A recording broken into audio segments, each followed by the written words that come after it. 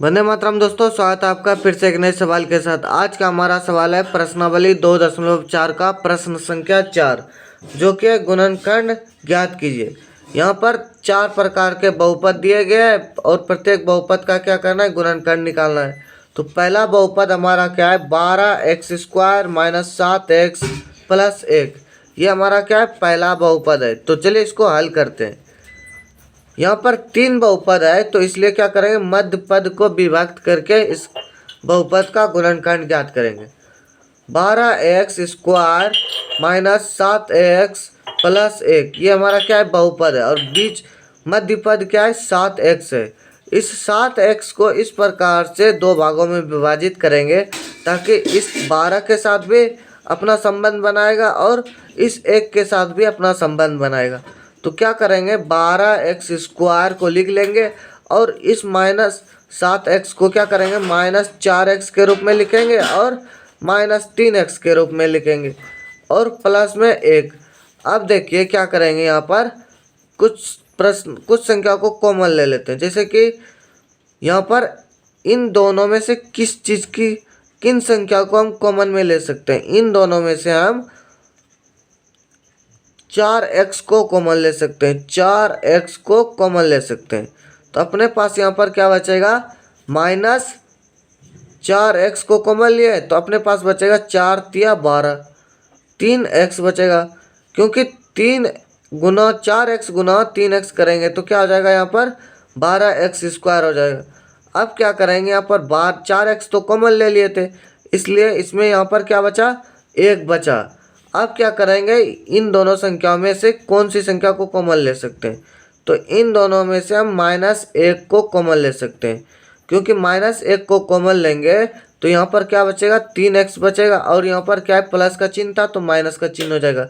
क्योंकि माइनस गुना minus plus होता है, तो ये 1 यहाँ पर रह जाएगा। तो देखिए ये 2 बहुपद हमें मिला है।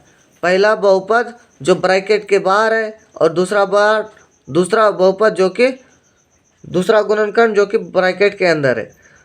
तो ब्रैकेट के बाहर वाले को सभी को लिख लेते हैं, 4x - 1, और ब्रैकेट के अंदर वाला क्या है, 3x - 1। ये हमारा क्या है, 2 बहुपद हो गया।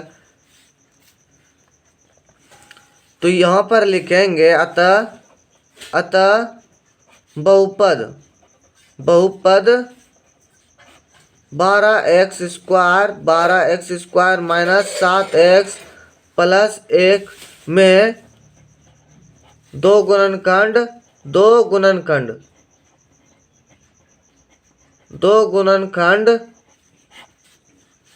4x - 1 और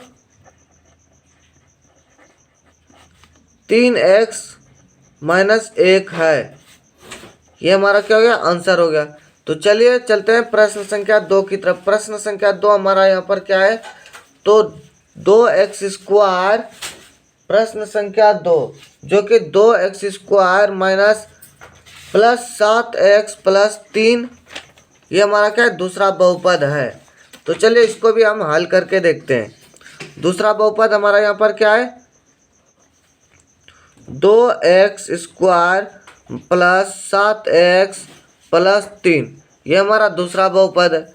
इसमें भी क्या करेंगे, मध्य पद को विभक्त करेंगे। मध्य पद को विभक्त करेंगे तो देखिए 2x² को लिख लेंगे, 2x², और यहाँ पर क्या बचेगा, तो इसको इस प्रकार से तोड़ेंगे ताकि दोनों के साथ संबंध बनाए। इस 7 को उस प्रकार से तोड़ेंगे तो यहाँ पर +4x और +3x, ये हो गया। और प्लस में क्या है, 3, प्लस में 3, 2x²। यहाँ पर अब ये तो तोड़ तो दिए, अब क्या करेंगे, इसमें कॉमन लेंगे। इन 2 संख्याओं का जोड़ा बनेगा और ये 2 संख्याओं का जोड़ा बनेगा। अब क्या करेंगे, इन 2 संख्याओं में से कौन सी संख्या को हम कॉमन में ले सकते हैं, तो 2x को कॉमन में ले सकते हैं। 2x को कॉमन में लेंगे तो यहाँ पर क्या बचेगा, x बचेगा। 2x गुना x क्या आ जाएगा, 2x² हो जाएगा। और यहाँ पर 2x को कॉमन में लेंगे तो क्या बचेगा, 2 बचेगा। और प्लस यहाँ पर 3 को कॉमन में लेंगे तो क्या बचेगा,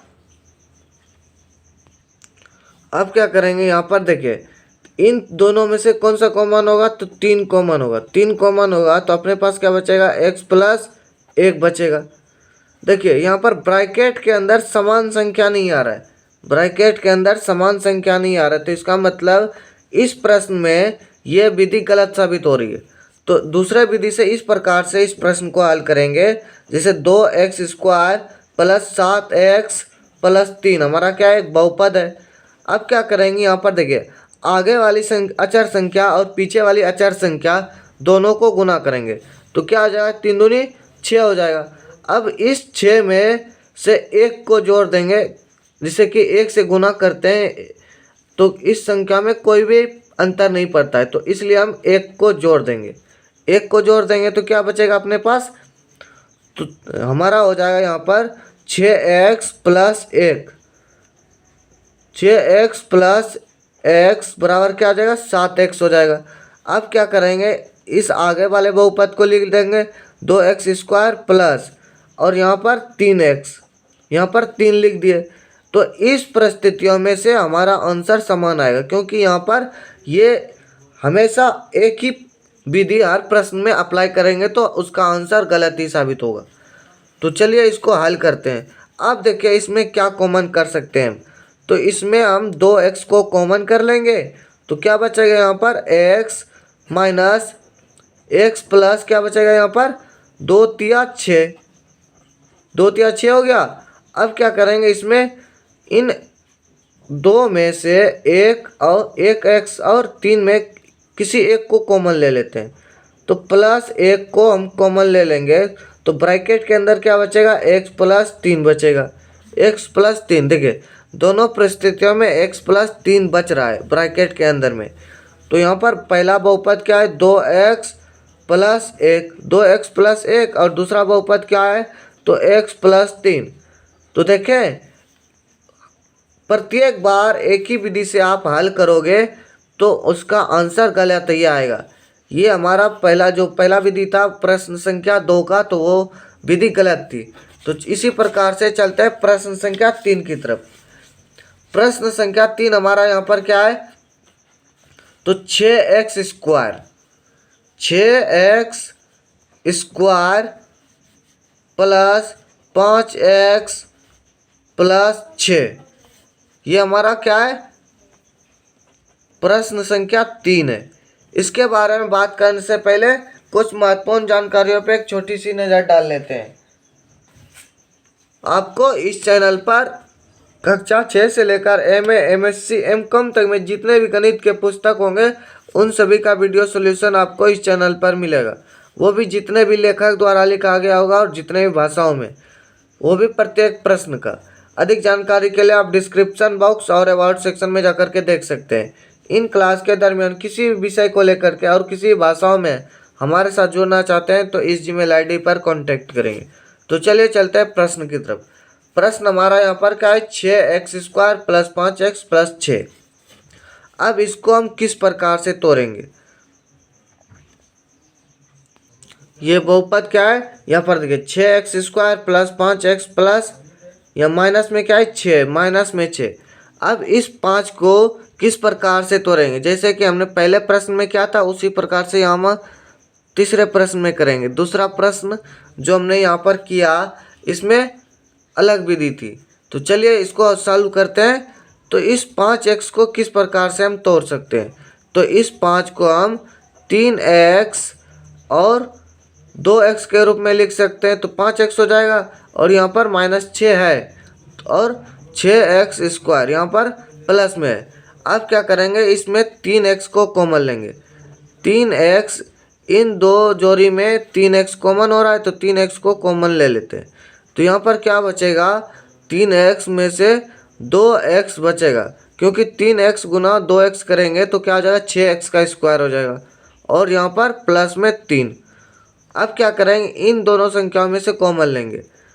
इन दोनों संख्या में से अगर एक को कॉमन लिया जाएगा, एक को कॉमन लेंगे तो क्या बचेगा, यहाँ पर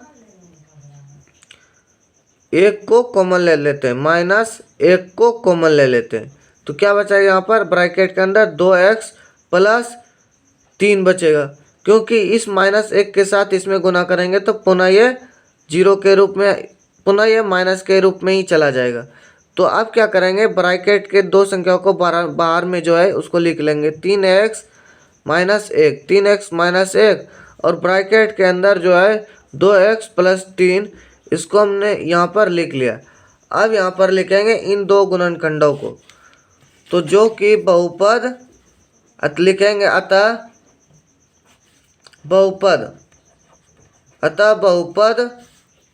6x² + 5x - 6 का एक गुणनखंड 1 2 नहीं, यहाँ पर दो गुणनखंड क्या है, दो गुणनखंड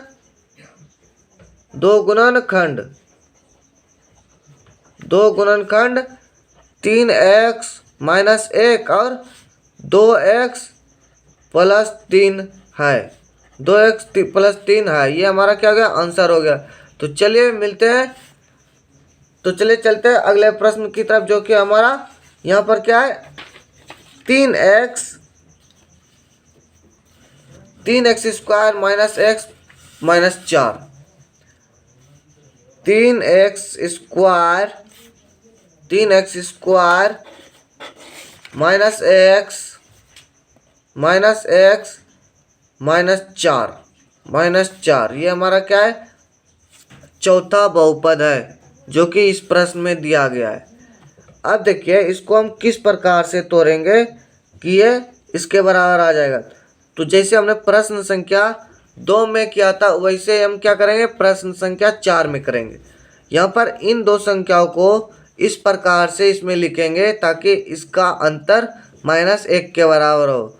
यहाँ पर क्या है, 4 है और यहाँ पर 3 है, तो -4 को हम 3 जो कि 3x -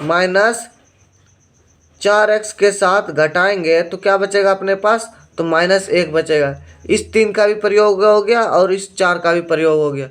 अब क्या करेंगे, आगे वाले बहुपद को अब ऐसे ही लिख लेंगे, 3x² माइनस में है तो माइनस में लिख लिए, और यहाँ पर क्या आ जाएगा प्लस, यहाँ पर क्या है माइनस में 4 है तो इस -4 को वैसे लिख लेंगे।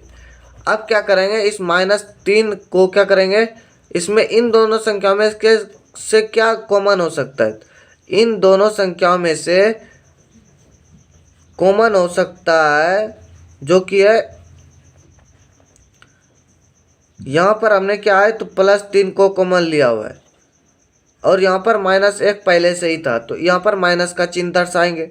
तो क्या करेंगे, 3x को कॉमन कर लेते हैं, तो x -1 बचा हमारे पास, यहाँ पर क्या बचा, 3x को कॉमन लिए तो x -1, तो और इसमें क्या करेंगे 4 को कॉमन ले लेते हैं, 4 को कॉमन लेते हैं, तो क्या यहाँ पर बचेगा x माइनस प्लस क्या आ जाएगा, इस माइनस को प्लस इस माइनस के साथ गुना करेंगे तो प्लस हो जाएगा, और यहाँ पर 1, और यहाँ पर भी देखिए इस माइनस को अगर इस प्लस के साथ गुना करते हैं तो क्या होता है, यहाँ पर प्लस का चिन्ह होता, प्लस का चिन्ह, इसलिए हमने यहाँ पर प्लस दिया। 3x - 4 एक गुणनखंड हो गया, दूसरा गुणनखंड क्या, x + 1, ये हमारा दूसरा गुणनखंड हो गया। तो ये दोनों गुणनखंड हमने यहाँ पर लिख लिया। तो चलिए चलते हैं, मिलते हैं एक नए प्रश्न के साथ एक नए एपिसोड में, तब तक के लिए धन्यवाद। वंदे मातरम।